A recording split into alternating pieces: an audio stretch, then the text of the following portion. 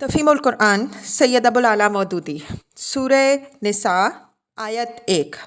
اعوذ باللہ من الشیطان الرجیم بسم اللہ الرحمن الرحیم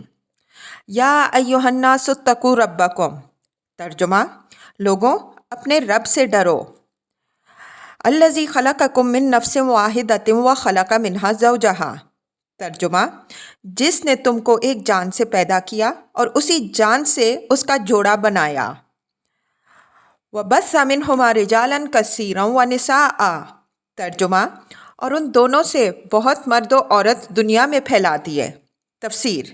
چونکہ آگے چل کر انسانوں کے باہمی حقوق بیان کرنے ہیں اور خصوصیت کے ساتھ خاندانی نظام کی بہتری و استواری کے لیے ضروری قوانین ارشاد فرمائے جانے والے ہیں، اس لیے تمہید اس طرح اٹھائی گئی ہے کہ ایک طرف اللہ سے ڈرنے اور اس کی ناراضگی سے بچنے کی تاکید کی اور دوسری طرف یہ بات ذہن نشین کرائی کہ تمام انسان ایک اصل سے ہیں اور ایک دوسرے کا خون اور گوشت پوست ہیں۔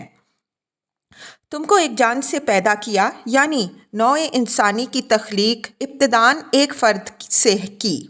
دوسری جگہ قرآن خود اس کی تشریح کرتا ہے کہ وہ پہلا انسان آدم علیہ السلام تھا جس سے دنیا میں نسل انسانی پھیلی،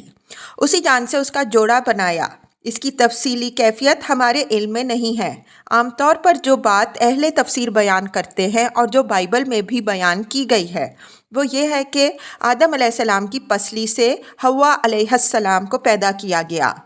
تلمود میں اور زیادہ تفصیل کے ساتھ یہ بتایا گیا ہے کہ حضرت حوا علیہ السلام کو آدم علیہ السلام کی دائیں جانب کی 13ویں پسلی سے پیدا کیا گیا تھا، لیکن کتاب اللہ اس بارے میں خاموش ہے، اور جو حدیث اس کی تائید میں پیش کی جاتی ہے اس کا مفہوم وہ نہیں ہے جو لوگوں نے سمجھا ہے۔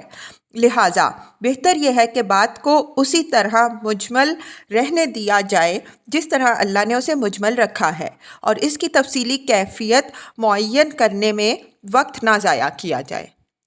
وَاتَّقُوا اللَّهَ الَّذِي تَسَاءَلُونَ بِهِ وَالْأَرْحَامَ ترجمہ اس خدا سے ڈرو جس کا واسطہ دے کر تم ایک دوسرے سے اپنے حق مانگتے ہو، اور رشتہ و قرابت کے تعلقات کو بگاڑنے سے پرہیز کرو۔ ان اللہ کان علیکم رقیبا